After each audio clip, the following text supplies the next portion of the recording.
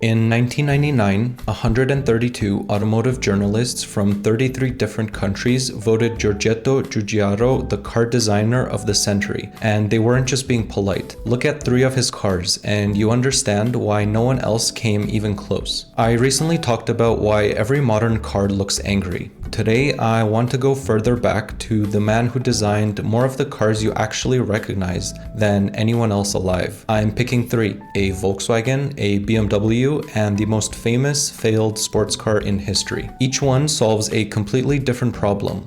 All 3 look like they came from the same hand, and that's the whole argument here. Start with the 1974 Volkswagen Golf. Giugiaro was 31 years old, and he was hired to replace the Beetle, which at the time was the best-selling car ever made. He drew a box, flat planes, sharp corners, a thick C-pillars, and wheels pushed to the corners. It looked like a folded piece of paper. 6 million units sold in 9 years. And every hatchback you've ever seen, the Civic, Focus, Megane, and even the current Golf, they're still tracing the silhouette he drew at 31. Now the BMW M1. 4 years later, from the same designer, but a completely different brief. Mid-engine, homologation supercar, 1.14 meters tall, pop-up headlights, and a wedge so low you almost can step over it. He took the same folded paper logic and stretched it horizontally until it became a knife. The proportions are so clean, BMW spent the next 40 years trying to recreate them. The i8 is essentially the M1 shape, but with an apology attached. Then the 1981 DeLorean. Giugiaro went back to a 1970 concept he'd done for Porsche called the Tapiro,